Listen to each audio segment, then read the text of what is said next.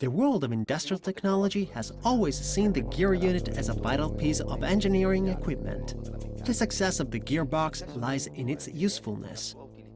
Gearboxes are geared mechanical transmissions that transmit the movement of a motor to the machine they are applied, and they reduce the speed so that it's best suited to the role it's being used in. While they reduce the speed, they also multiply the force applied, known technically as torque. Bicycle gears are the most common example.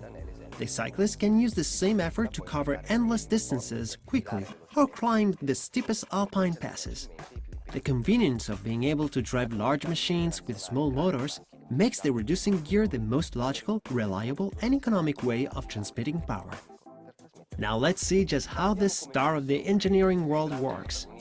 An electric or hydraulic motor is attached at the far right, while at the shaft on the left-hand side, we see that all this energy has been transformed into low-speed torque. The gearbox is made from extremely strong materials because huge forces are converted inside it. Just imagine moving the rudder of a cruise liner during a maneuver, or a large container crane, or the excavators used to dig tunnels for an underground railway system.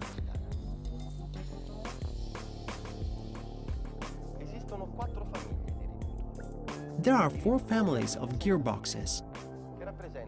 Worm gear units. This technology has no real potential for further development, and they have become standardized over-the-counter products where price and delivery times determine market success. Gear motors, often used in light applications, comprise an electric or hydraulic motor linked to a reducer. This system has proved to be both compact and versatile. Parallel shaft and right-angle gears are a well-established technology in large reducers. They're often used for industrial applications that demand high power and continuous cycle working. They still form the largest sector of the market, representing over 30% of global demand.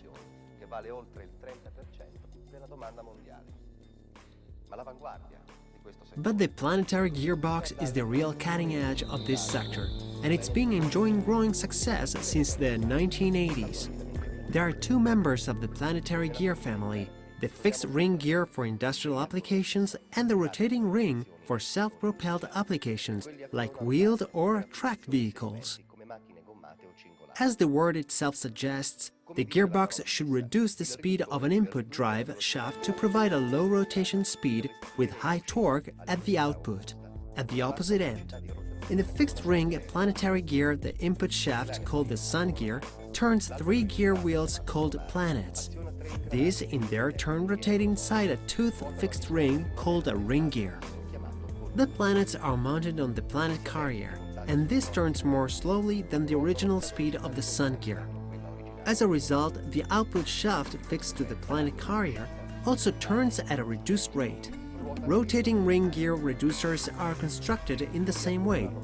The difference lies in the fact that the planets and planet carrier, driven by the input shaft, the sun gear, turn the ring gear. The ring gear is fixed to the wheel on the self-propelled vehicle and allows it to move at reduced speed. In both cases, if we add another stage of planetary reduction, we create what's called a 2-stage gearbox, and so on. Gearboxes with fixed ring gear allow us to achieve a reduction ratio of 7,000 to 1 or 200 to 1 with rotating ring gear. The planetary system has 4 main strengths. It's an innovative system for both industrial machinery and self-propelled vehicles. It can provide the same performance as traditional technology at lower levels of size, weight, and cost. Thirdly, it's exceptionally good at transmitting power torque, especially in applications with low revolution speeds. Finally, it's extremely flexible and can adapt to an immense range of operational needs. A planetary gearbox can be manufactured on a made-to-measure basis to answer the requirements of the specific installation it will be used on.